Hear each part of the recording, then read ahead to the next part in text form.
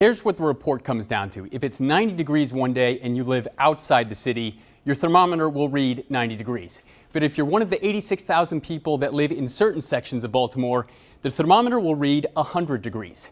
And if you're one of the 2,700 living in one specific area of the city, it'll read 102 degrees, 12 degrees higher than outside the city.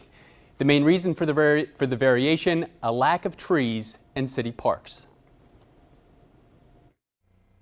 The view from above captures it best. While Roland Park is a sea of green trees, in other Baltimore neighborhoods, it's a sea of gray concrete, pavement, and steel. While one has vegetation to cool the air temperature, the other captures heat. Climate Central's Jen Brady says that's a recipe for an urban heat island effect, when temperatures surge above even the forecasted highs for a given day. And she says in parts of Baltimore, it's higher by as many as 12 degrees. We're talking about a temperature layered on top of the existing temperature. So if it would normally be, like you said, 90 degrees, in the areas where it's 12 degrees higher, it could feel as much as 102 degrees. Baltimore hit 90 degrees or higher 17 times in July. And Brady says all that heat for prolonged periods of time takes a toll. But when you get to these really extreme temperatures, a fairly healthy person can experience problems with their major organs when the heat is too high.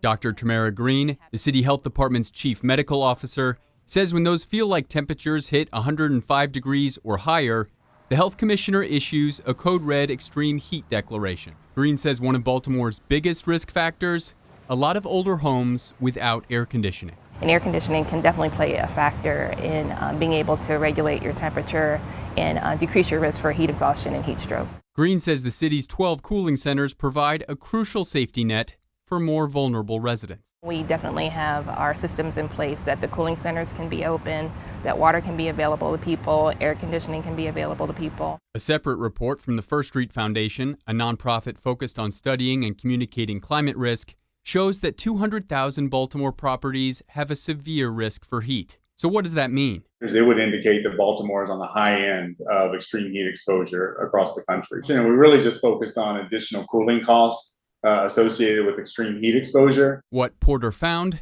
over the next 30 years, Baltimore's electricity usage will spike by more than 15% because people will need to use air conditioning for more days than they do now. And while residents will feel the impact on their wallets, the city will have an additional challenge. The electricity grids. A lot of these grids weren't built to withstand the electricity consumption that may come with a prolonged heat wave. But here's the thing. While many climate change issues don't have simple solutions, both Brady and Porter have practical solutions for city leaders. If you do make the effort to plant some trees, that can help cool it down. And then there's also more technical engineering solutions. People are painting the streets white, so they're more reflective and they're not retaining as much heat. Yeah, so in addition to planting more trees and painting streets white, they also talked about the importance of expanding city parks and even adding green roofs. That's the process of covering city roofs with vegetation, which again decreases the surrounding air temperature.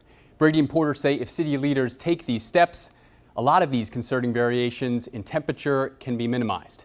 For the 11 News I-Team, I'm Tolly Taylor.